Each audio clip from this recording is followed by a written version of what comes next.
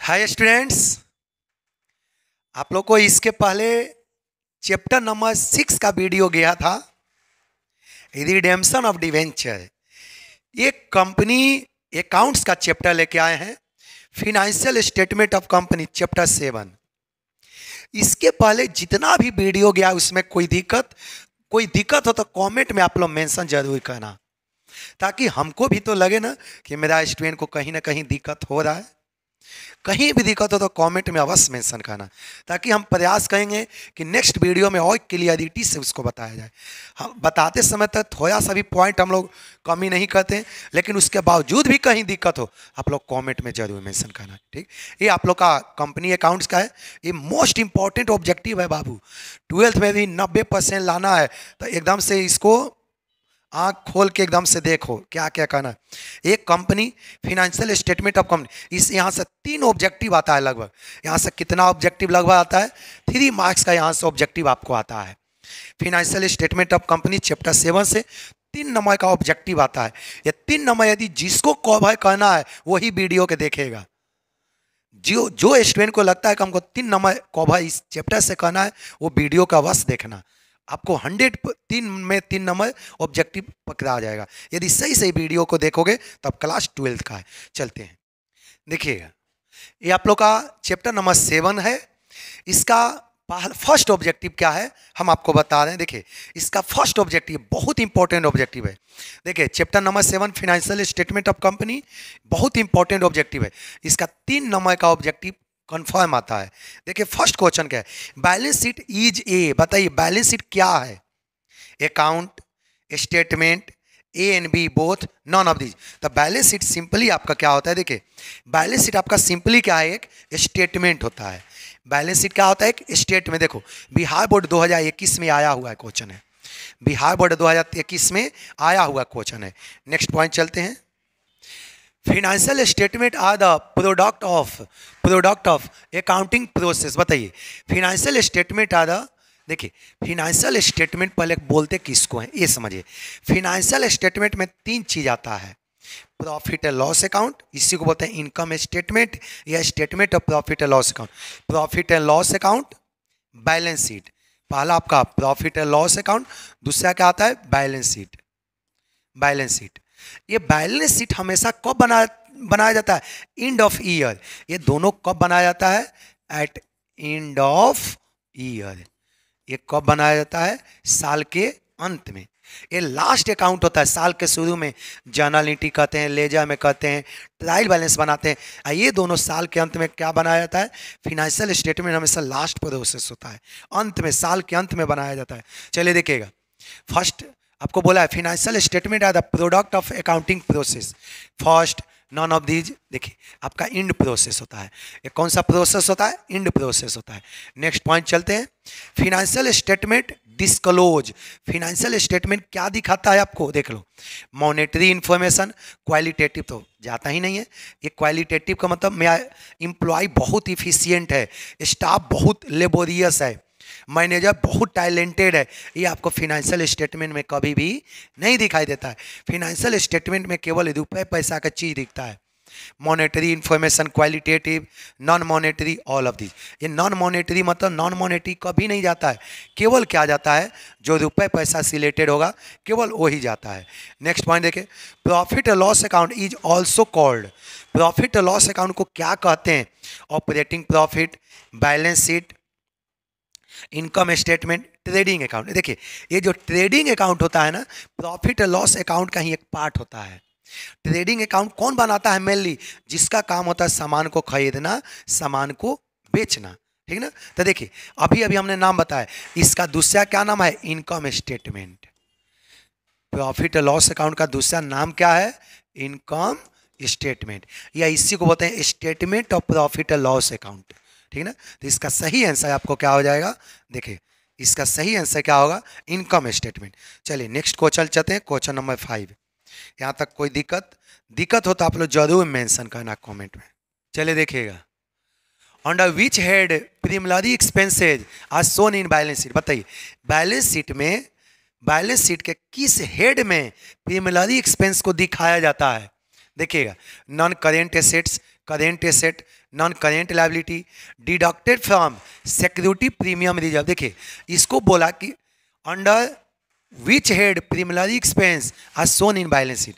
प्रीमिलरी expense को balance sheet में किस हेड में दिखाएंगे? Non current assets, current asset, non current liability, deducted from security premium. क्या इसको सिक्योरिटी प्रीमियम से माइनस कर देते हैं? तो आप लोग देखिएगा इसका ऑप्शन क्या होता है, ध्यान से सुनिएगा। ये जो आपका प्रीमिलरी एक्सपेंस को यदि हम खत्म नहीं किए, आप लोग को कंपनी में एक टॉपिक बताए होंगे कि जब कंपनी शेयर को प्रीमियम पर इशू करती है तो उस प्रीमियम का यूटिलाइजेशन कहाँ पर कर सकती है? प्रीमिलरी एक्सपेंस को रिटर्न ऑफ करने के लिए। तो इसका दो तरीका है, दो तरीका है। चाहे तो आप इसको deducted from security premium reserve, यदि बैलेंस शीट में सिक्योरिटी रिजर्व दिया हुआ है तो उसमें से प्रीमिलरी एक्सपेंस को माइनस करके दिखा दो, या नहीं दिया है तो आप इसको कहाँ पर दिखा दो? प्रीमिलरी एक्सपेंस को एक अदर एसेट नाम से एक अकाउंट होता है, अदर एसेट नाम से बैलेंस शीट में अदर एसेट्स नाम के अकाउंट होता है। किधर? एसेट साइड, एसेट साइड उधर देखा दो। इसमें यदि अदर एसेट का ऑप्शन नहीं दिया है, इसीलिए इसको किस में ऑप्शन कर देंगे? जितना भी प्रीमिलरी एक्सपेंसेज है इसको सिक्योरिटी प्रीमियम में से माइनस करके दिखा देंगे। आप लोग को देखो कॉपी में लिखवाया गया कि जो प्रीमियम मनी होता है इसको कहाँ पर यूटिलाइज किया जाता है? प्रीमिलरी एक्सपेंस को सेटअप करने के लिए, प्रीमिलरी एक्सपेंस को रिटर्न ऑफ करने के लिए भी इसका उपयोग होता है। चलिए नेक्स्ट क्वेश्चन पर चलते हैं। देखिए विच of the following is not part of financial statement of company. बताइए इसमें से फिनेंशियल स्टेटमेंट ऑफ कंपनी का कौन पार्ट नहीं है? प्रॉफिट और लॉस अकाउंट ये तो है ही, बैलेंस शीट ये तो है ही, लेजर ये नहीं पार्ट होता है। अभी अभी हमने थोड़ा सा पहले बताया था फिनेंशियल स्टेटमेंट में दो चीज़ बनाया जाता है, प्रॉफिट और लॉस अकाउंट, बैलेंस शीट।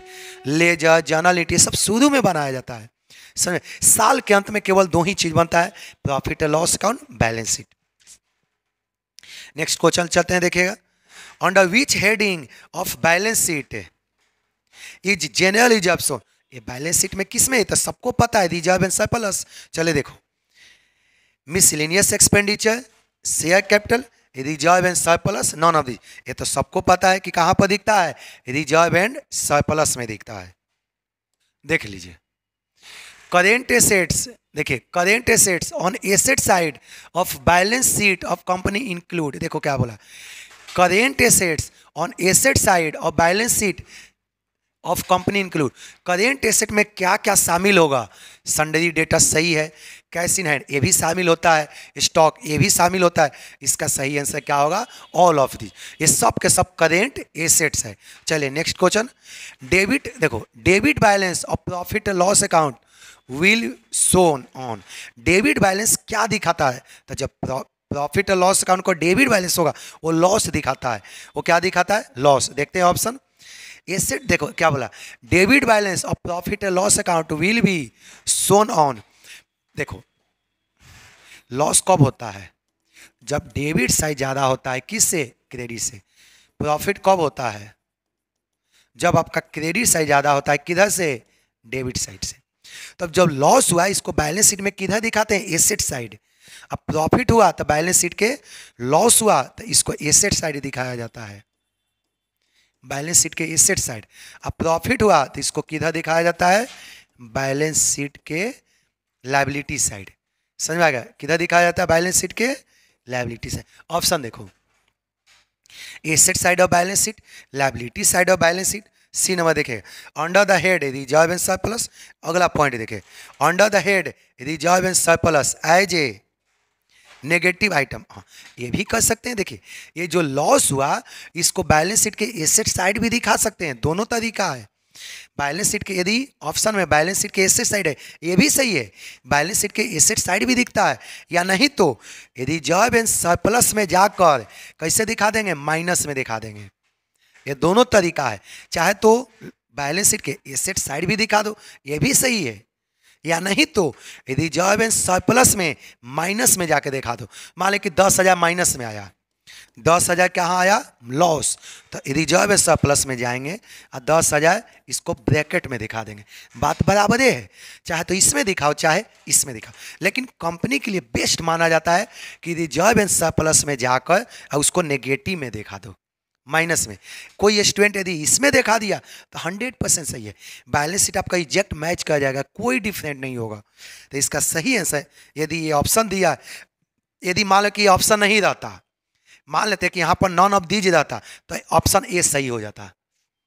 मान ले कि ऑप्शन में यदि ए दिया नहीं रहता, under the reserve, under the head reserve and surplus as a negative item, यदि डी ऑप्शन नहीं रहता तो कौन सही हो जाता, ए सही हो जाता, एसेट साइड ऑफ बैलेंस। लेकिन ये ऑप्शन दिया है इसलिए हम ए वाला मारे, ये नहीं रहता तो ये ऑप्शन सही हो जाता।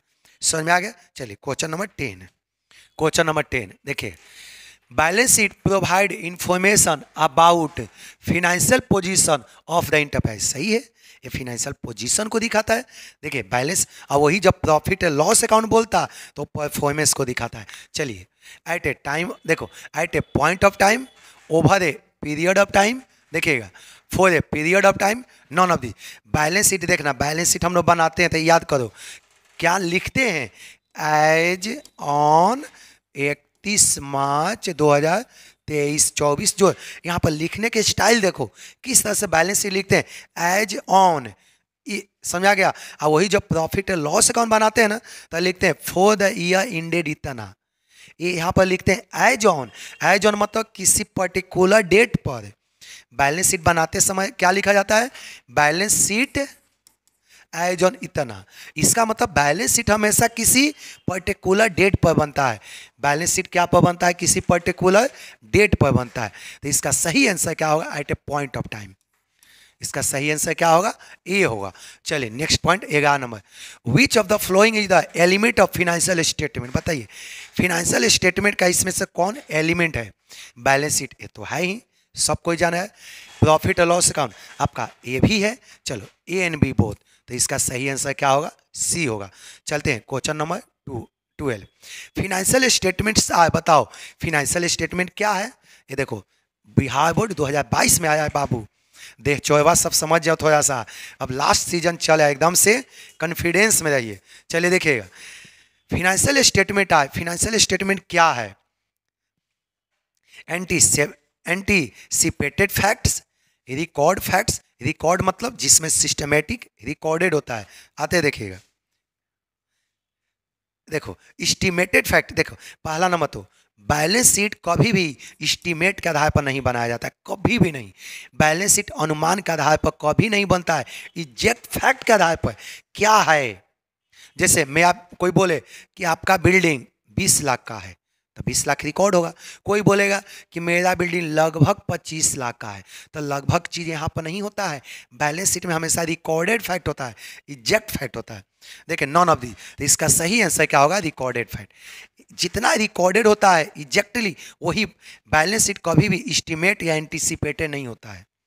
नेक्स्ट पॉइंट चलते हैं क्वेश्चन नंबर 13। देखिएगा प्रोपोज डिविडेंड, प्रोपोज मतलब प्रोविजन, प्रोपोज मतलब क्या होता है, एक प्रोविजन। देखिए propose dividend is shown in balance sheet of company under the head. Propose dividend को बैलेंस शीट में किस हेड में दिखाते हैं, देखिएगा शॉर्ट टर्म प्रोविजंस। अभी बताए ना कि प्रोपोज मतलब प्रोविजन होता ही है, जस्ट अभी हम आपको बताएं।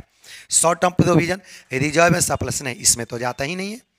आगे देखिए other current liability, other liability, इसको कहाँ पर दिखा देंगे, शॉर्ट टर्म प्रोविजंस में।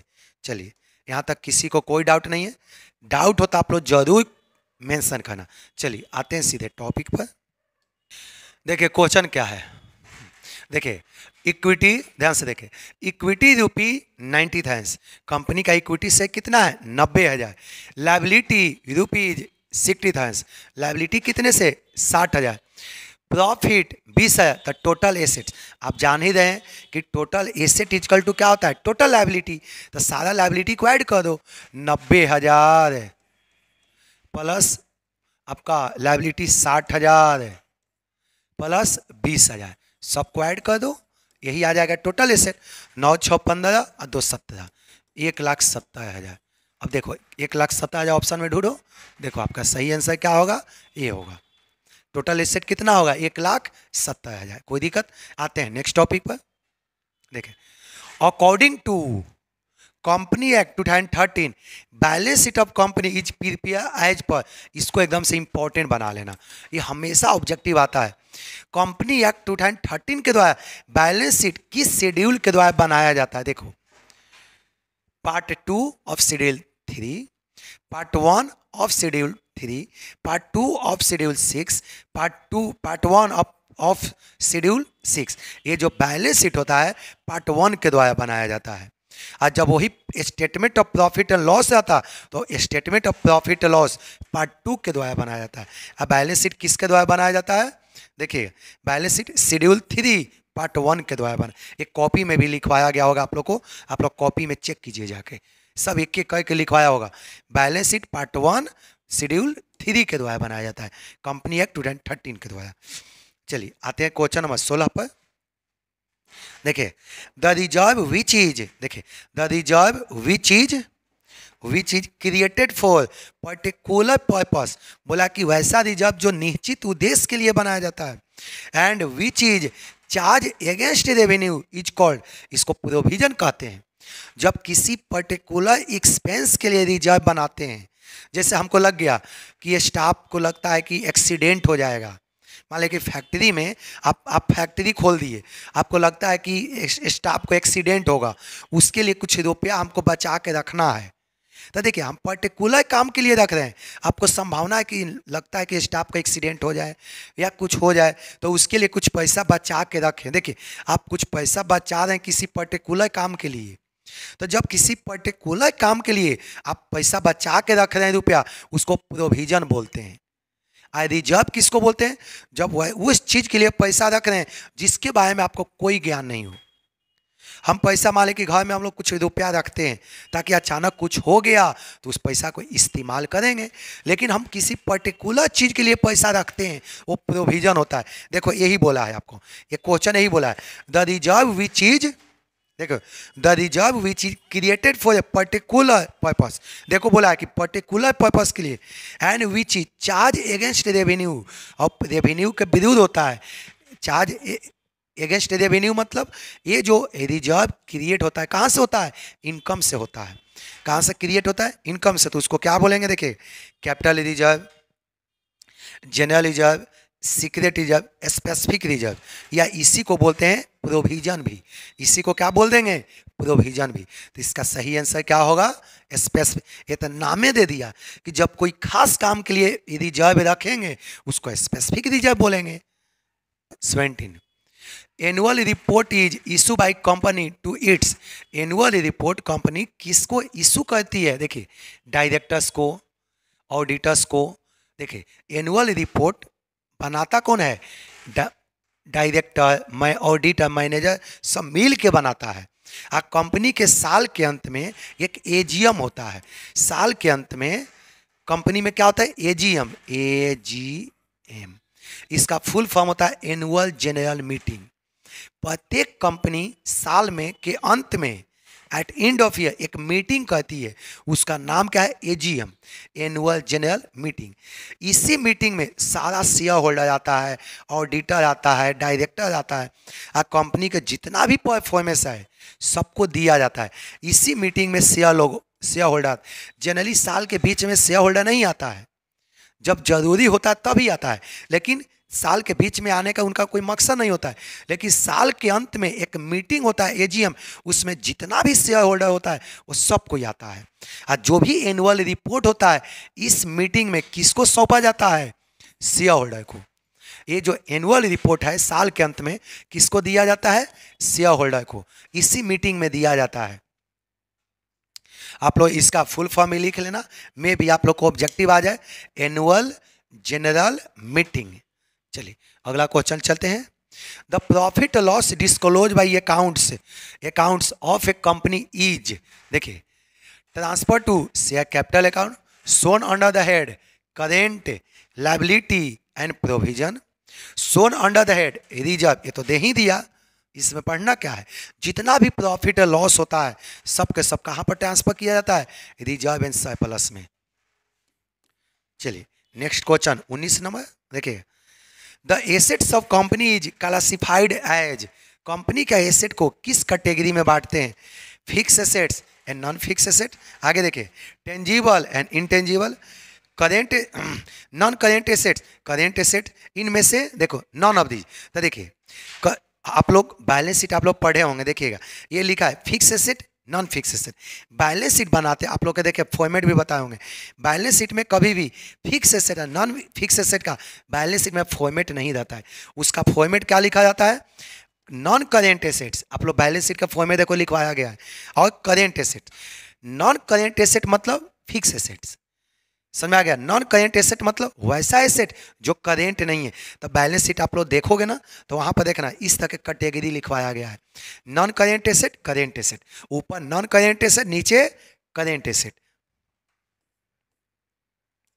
चलिए नेक्स्ट क्वेश्चन को चलिए देखिए क्या है, the term financial statement includes, बताइए the term financial statement includes, financial statement में ऐसा तो क्वेश्चन जस्ट अभी बता दिए हैं, statement of profit loss account सही है, बैलेंस शीट ये भी सही है। आगे देखिए statement of profit loss and balance sheet, ये दोनों मिला के दे दिया, नॉन ऑफ दी। इसका सही आंसर क्या है, सी है। अगला क्वेश्चन चलिए, विच of the flowing asset is not shown under the head fix asset in balance sheet, बताइए इसमें से किसको फिक्स एसेट में शामिल नहीं करते हैं। गुडविल, गुडविल तो होता ही है, बिल्स रिसीवर उसको बाद में सोचेंगे। आगे देखिएगा गुडविल, बिल्डिंग ये तो फिक्स एसेट में ही होता ही है, व्हीकल्स ये भी तो होता ही है। फिक्स एसेट में बोला, देखो क्या बोला है, कौन फिक्स एसेट में नहीं दिखता है, तो कौन नहीं, ये करेंट एसेट्स है। ये कौन सा एसेट है, करेंट एसेट। समझ में आ गया ना।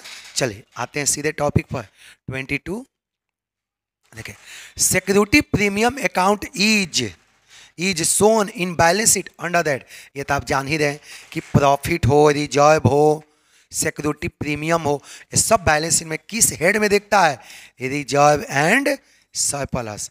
बैलेंस शीट में सब किस हेड में दिखता है, रिजर्व एंड सरप्लस के हेड में। देखो क्या बोला, reserve and surplus, current liability and provision, share capital. आगे देखिए कंटीजेंट लायबिलिटी, तो ये किस हेड में दिखता है आपका, रिजर्व एंड सरप्लस के हेड में दिखता है।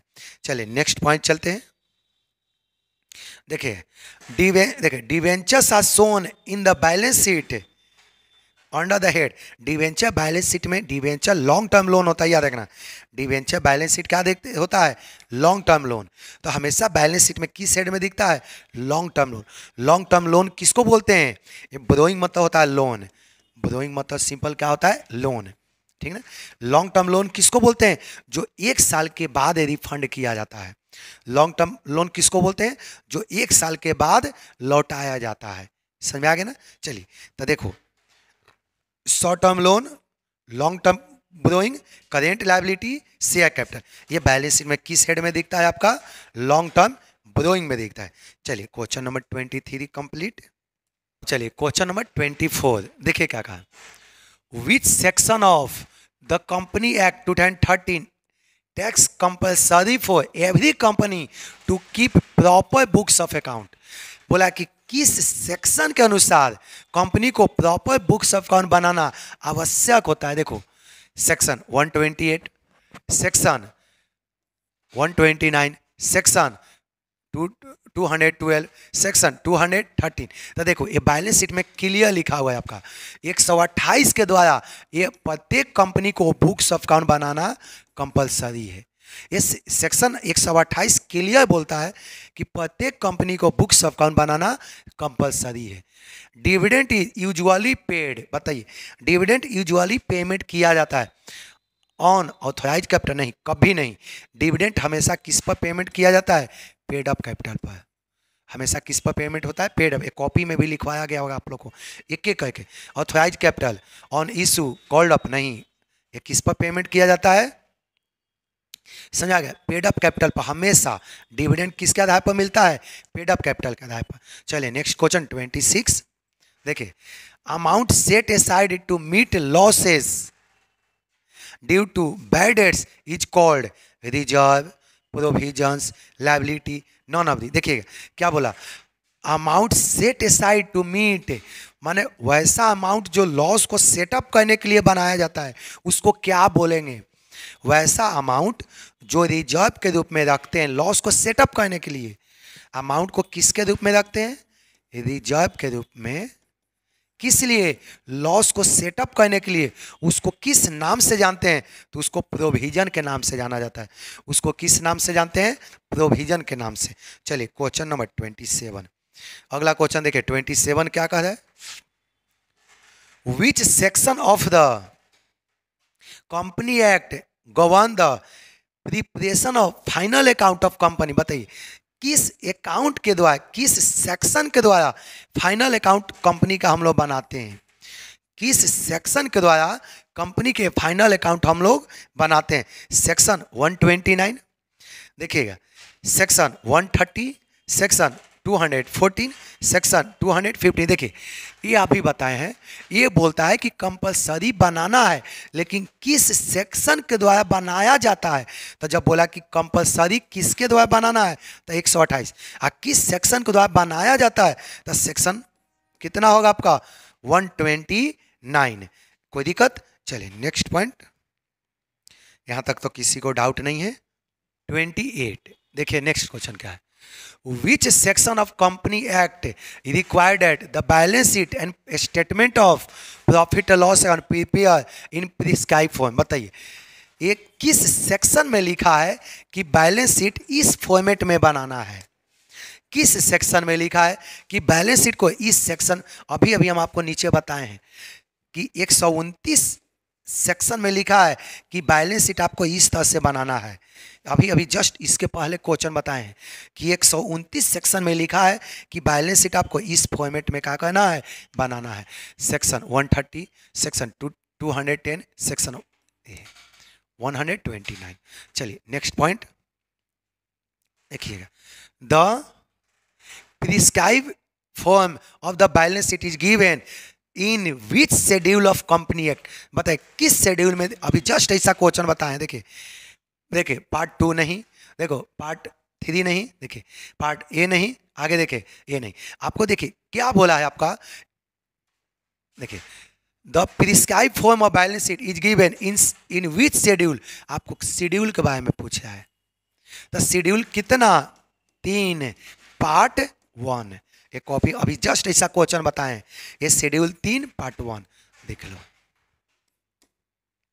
नेक्स्ट क्वेश्चन चलते हैं, question number 13, under which head share capital is shown in the balance sheet। बताइए बैलेंस शीट में किस हेड में शेयर कैपिटल को दिखाते हैं। ये तो सब कोई जानता है, authorise capital, issue capital, paid up capital, share holder fund. आप लोग बैलेंस शीट बनाते हैं तो आप लोग देखे होंगे शेयर कैपिटल को हमेशा किस हेड में दिखाते थे, शेयर होल्डर फंड के हेड में। हमेशा बैलेंस शीट को हम लोग कहाँ पर दिखाते थे, शेयर होल्डर के हेड में।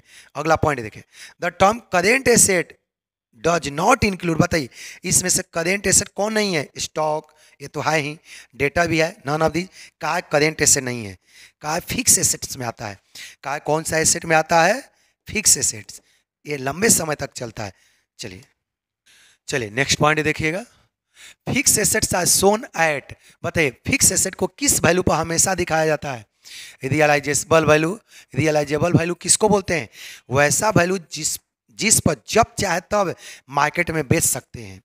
रियलाइजेबल वैल्यू किसको बोलते हैं, वैसा वैल्यू जिस पर जब चाहे तब उसको मार्केट में क्या कर सकते हैं, बेच सकते हैं। Realisable value, cost minus depreciation. देखिए फिक्स एसेट हमेशा इसी पर दिखाता है। ये आप लोग क्वेश्चन भी बनाए हैं अनेकों बार, देखो बिहार बोर्ड में आया भी है, 2022 में पूछा हुआ है क्वेश्चन है। चलिए next question 33, the balance sheet of a company is prepare in order of.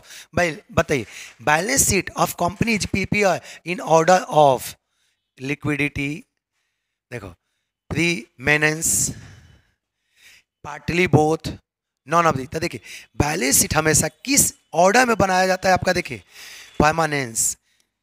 Balance sheet एक बार बन जाता है ना तो उसी फॉर्मेट पर बराबर बनाया जाता है। अब बैलेंस शीट एक बार बन जाता है ना तो उसमें जो एसेट होता है वही एसेट अगला साल ट्रांसफर होते चला जाता है। तो बैलेंस शीट परमानेंस हमेशा के लिए बना दिया जाता है, बस खाली उसमें एक्सचेंज होता है एसेट का, या एसेट में से डेप्रिसिएशन को घटा घटा कर रिकॉर्ड खाली करते हैं। चलिए question number 34, contingent liability are exhibited under the heading. बताइए कंटीजेंट लायबिलिटी को कहाँ पर दिखाते हैं? देखिएगा फिक्स लायबिलिटी के रूप में, करेंट लायबिलिटी के रूप में, एज ए फुट नोट। देखो नॉन ऑफ दी जो कंटीजेंट लायबिलिटी होता है ना, इसको बैलेंस शीट के अंदर नहीं दिखाया जाता है।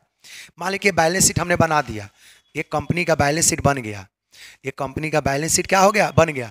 तो कंटीजेंट लायबिलिटी कंपनी का बैलेंस शीट हॉरिजॉन्टल बनता है, कंपनी का बैलेंस शीट वर्टिकल बनता है, ऊपर नीचे इस तरह के नहीं, कंपनी का बैलेंस शीट वर्टिकल बनता है इस तरह से, ऊपर लायबिलिटी नीचे एसेट।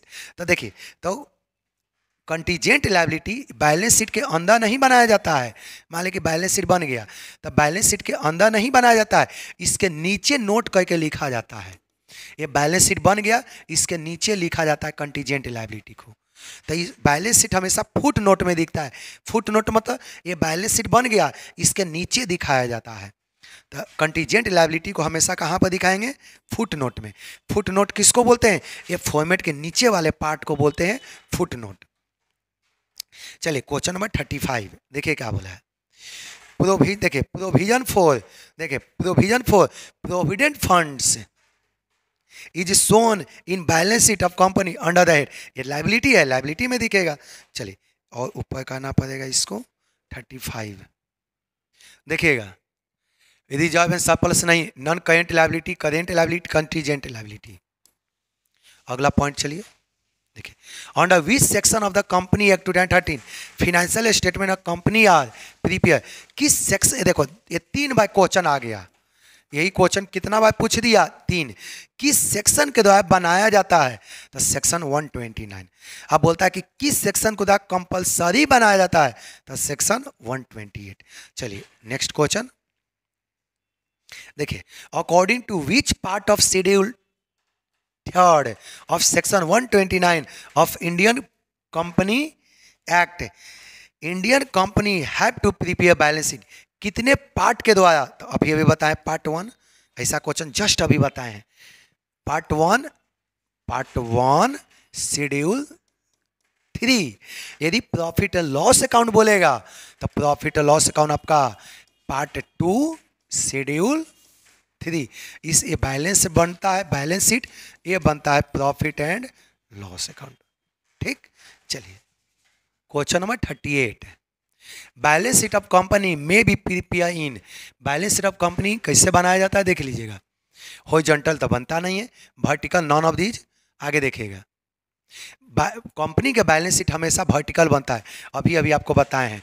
इस तरह से ऊपर लायबिलिटी आता है, और नीचे क्या लिखाता है? एसेट्स। ऊपर लायबिलिटी आता है, नीचे क्या लिखाता है? एसेट्स। तो कंपनी का बैलेंस शीट हमेशा वर्टिकल बनता है। 39 देखिएगा क्वेश्चन, देखिए इन balance sheet goodwill is shown under. Balance sheet में कंपनी किस हेडिंग में दिखता है? Current liability, non current current assets, non current liability, fix assets, tangible. आगे देखिए ये जो गुडविल जो होता है इंटेंजिबल एसेट होता है। गुडविल क्या होता है आपका? देखिए इंटेंजिबल एसेट्स होता है। इंटेंजिबल एसेट किसको बोलते हैं? वैसा एसेट जिसको नहीं देख सकते हैं, नहीं टच कर सकते हैं, नहीं जिसका फिजिकल एग्जिस्टेंस हो। तो balance sheet goodwill balance sheet में फिक्स एसेट तो है ही, क्योंकि गुडविल का नाम अनेकों साल चलता है। इंटेंजिबल एसेट्स में ये बैलेंस फिक्स एसेट का किस में दिखता है? इंटेंजिबल एसेट्स में। चलिए question number 40, current asset include. बताइए इसमें करेंट एसेट में कौन कौन शामिल होगा? Stock, debtors, cash, all of the सब के सब करेंट एसेट्स है। सब के सब कौन सा एसेट है? Current asset. चलिए नेक्स्ट क्वेश्चन चलते हैं। चलिए 41 देखिए क्या है। Schedule 3 of the Company Act 2013 has prescribed format for preparation of balance sheet। बताइए हॉरिजॉन्टल, यही क्वेश्चन अभी है, यही क्वेश्चन है। देखिए यही क्वेश्चन है, हॉरिजॉन्टल, वर्टिकल, आइदर ए और बी, नाइदर ए और बी। तो बैलेंस शीट हमेशा कैसे बनाया जाता है आपका? अभी बताए हैं, यहाँ पर देखिए वर्टिकल बनाया जाता है।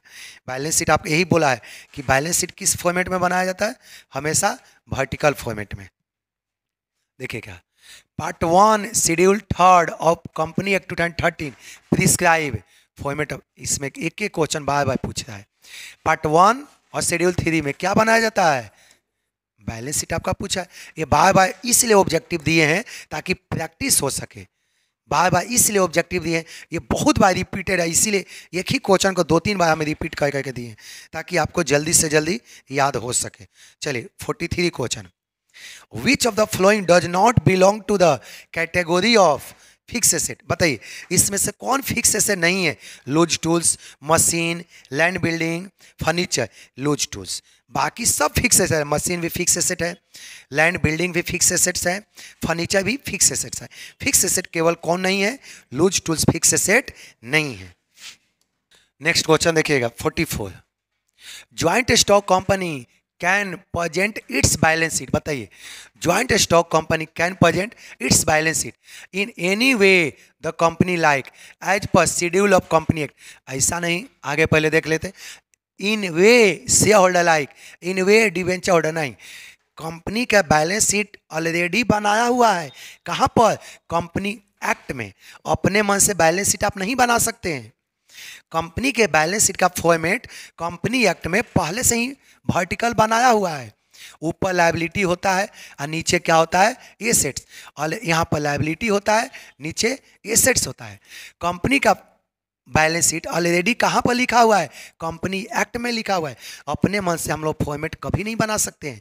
चलिए तो इसका सही आंसर क्या होगा, कंपनी एक्ट। चलिए question number 45, an annual report is issue by company for, देखो एनुअल रिपोर्ट किसके लिए इशू करती है, डायरेक्टर्स के लिए, मैनेजमेंट के लिए, शेयर होल्डर्स के लिए। जस्ट ऐसा क्वेश्चन आपको पहले बताएं। ये जो क्वेश्चन रिपीटेड होता है उसको कभी कभी हम 2 बार डाल दिए ताकि स्टूडेंट के दिमाग पर ज़्यादा प्रेशर आए। जो स्टूडेंट ज़्यादा इंपॉर्टेंट है ना, तो उस क्वेश्चन को हम डबलिंग कर दिए ताकि आपका दिमाग पर ज़्यादा प्रेशर आए। अच्छे अच्छे क्वेश्चन डबल आ गया, इसका मतलब ज़्यादा रिपीटेड है। समझ आ गया ना। चलिए नेक्स्ट पॉइंट, विच देखे what is shown by balance sheet, balance sheet क्या देखे, what is shown by balance sheet, balance sheet क्या दिखाता है, ये accuracy of account, profit loss account, specific period, ये तो दिखाते ही नहीं। आगे देखे फिनेंशियल पोजीशन, ये तो हम बताएं, और स्पेसिफिक डेट। बैलेंस शीट आपको क्या दिखाता है, फिनेंशियल पोजीशन को दिखाता है। चलिए क्वेश्चन नंबर 47, देखिए एसेट इज, एसेट इसमें क्या है, personal account, nominal account, real account, non of the. तो एसेट हमेशा किस अकाउंट में आता है, रियल अकाउंट में। चलिए question number 48, patents and copyright fall under which category, बताइए किस में। ये इंटेंजिबल एसेट है, पैटेंट हो, कॉपीराइट हो, या आपका गुडविल हो, ट्रेडमार्क हो, ये सब के सब आपका ब्रांड नेम हो, ये सब इंटेंजिबल एसेट में आता है। देख लेते हैं, current asset, liquid asset, intangible, ये इस सब का सब किस कैटेगरी में आता है, इंटेंजिबल एसेट्स में। Next point, provision for taxation is, provision for taxation current liability होता है, क्यों, क्योंकि 1 साल के अंदर पेमेंट करना होता है। Provision for taxation current liability है, क्यों, क्योंकि इसको 1 साल के अंदर पेमेंट करना होता है। करेंट लायबिलिटी इन आपको internal reserve, A and B both, none of the, ये क्या होता है, समझा, करेंट लायबिलिटी। चलिए question number 50, statement of profit and loss account show, statement of profit and loss account बताइए क्या दिखाता है। देखिए statement of profit and account show profit and loss, financial position, cash balance, none of the. तो profit and loss account आपका हमेशा क्या दिखाता है, कितना प्रॉफिट हुआ, कितना लॉस हुआ, ये दिखाता है। ये क्या दिखाता है, कितना प्रॉफिट हुआ, कितना लॉस हुआ। चलिए क्वेश्चन नंबर 51 देखिएगा, 10% debenture will be shown in company balance sheet under which head, ये अभी बताए हैं कि जो डिवेंचर होता है, हम ये भी क्वेश्चन इंपॉर्टेंट है इसीलिए डबल दिए हैं। ये किस कहाँ दिखता है, लॉन्ग टर्म लायबिलिटी में। ये कहाँ दिखता है आपका, लॉन्ग टर्म लोन लायबिलिटी में, या इसी को बोलते हैं नॉन करेंट लायबिलिटी। इसी को किस नाम से जानते हैं, नॉन करेंट लायबिलिटी के हेड में। देखो long term provision, other current liability, long term ब्रोइंग, इसका सही आंसर क्या होगा, सी होगा। हम बताए हैं ना, ब्रोइंग मतलब क्या होता है, लोन। चलिए लास्ट क्वेश्चन 52 देखिएगा, while preparing the balance sheet of a company, security premium is shown under. Security premium को कहाँ पर दिखाया जाता है, ये तो सब कोई जानता है। देखिएगा, current liability, share capital, long term ब्रोइंग, reserve and surplus. ये तो कितना बार बता चुके हैं। सिक्योरिटी प्रीमियम को बैलेंस शीट में हमेशा किधर दिखता है, रिजर्व एंड सरप्लस के हेड में। ये ऑप्शन नंबर डी है। ये ऑप्शन नंबर कौन सा सही है, डी ऑप्शन है। चलिए, चैप्टर नंबर 7 आपका समाप्त हो गया। अब सारे स्टूडेंट एक बार देखने के बाद समय मिले तक कॉपी में नोट कर लो, इसको 2-3 बार वीडियो देखिए, और जितना भी कॉमर्स का स्टूडेंट है उसके पास वीडियो भेजिए, शेयर कीजिए, ताकि आपको तो बेनिफिट हो ही रहा है, उस बेचारे को भी कुछ ना कुछ बेनिफिट हो सके। और कमेंट में आप लोग जरूर मेंशन कीजिए कि सही लगा कि नहीं लगा। इसके अलावा आप लोग वीडियो को लाइक सब्सक्राइब जरूर कीजिए, ताकि हम लोग इतना हेल्प करें तो आप लोग को भी कुछ करना जरूरी है। अधिक से अधिक वीडियो शेयर कीजिए, लाइक कीजिए, और बेल आइकन है उसको जरूर आप लोग सारे स्टूडेंट नोटिफिकेशन को ऑन करके रखना, ताकि हम जब भी वीडियो भेजें तो आपके पास पहुंच जाए। ठीक, सभी को थैंक यू।